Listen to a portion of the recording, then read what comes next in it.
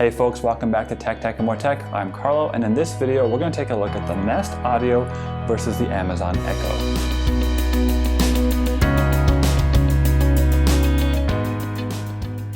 As always, if you prefer a more detailed written review, head on over to techandmoretech.com or check the link in the description just below that like button. Now, the Nest Audio, the Echo 4th Gen, and the HomePod Mini are all brand new smart speakers that are all competing at the $99 price point. The Nest Audio was the first one to be released a couple weeks ago. I reviewed that last week, so if you want more details on that, check the link in the description. In the meantime, the Echo 4th Gen was released, so we're going to take a look at that, obviously, and the HomePod Mini comes out November 16th. While I am curious how much of these devices are really cross-shopped, they are by all accounts direct competitors. So today I want to take a look at the Nest Audio and the Echo and see which one is the best smart speaker. And of course, when the HomePod Mini comes out, I will throw that one into the mix, so stay tuned and subscribe so you don't miss out on that video as well. They're both made out of similar materials, like a sort of soft woven mesh fabric that is soft to the touch and is designed to sort of blend in with most modern home decor. As you can see, the Nest Audio stands upright and is kind of like a pillow-shaped design, whereas Amazon went with a spherical design for their upcoming Echoes. And I think overall the Nest Audio is going to do a better job blending in, whereas the Echo, I think, is designed to stand out more, so that you walk into someone's home, you will immediately see it and know, hey, that's an Echo. Yeah, this will definitely do a better job, I think, blending in, unless you happen to have a lot of spheres in your home. The other physical distinction between these two devices is going to be buttons. The Echo has 4 buttons on the top for changing volume up and down, obviously, disabling the microphone, and invoking Alex.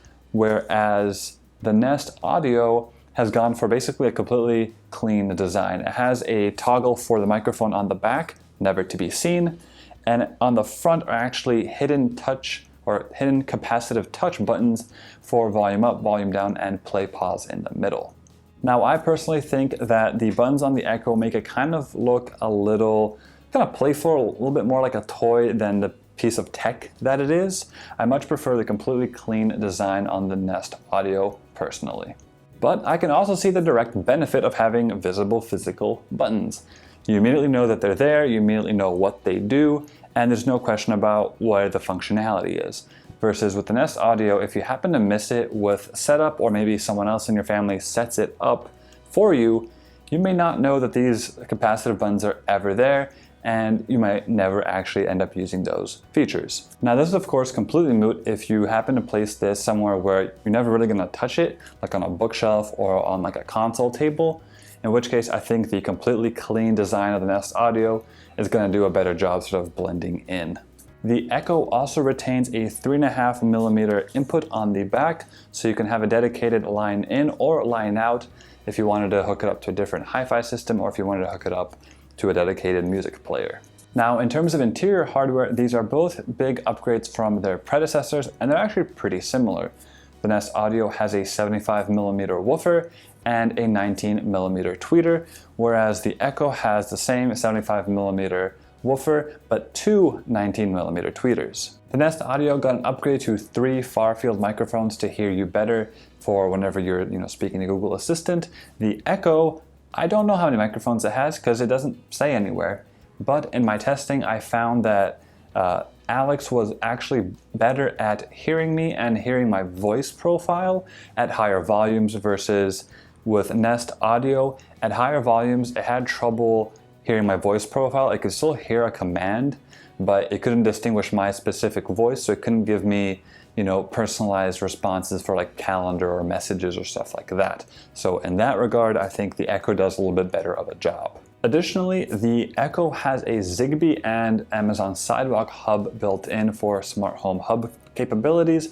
Meanwhile, the Nest Audio doesn't have any sort of smart home hub features or capabilities, which was, in my opinion, kind of a big detracting point from the Nest Audio. What this means is that the Echo is going to be compatible with a wider range of smart home devices. A lot of small devices like contact sensors or motion sensors use Zigbee as their sort of communication protocol because it doesn't use a lot of energy, so they can be small and very battery efficient. This also means that the setup process is going to be really straightforward. You can connect it directly to the hub.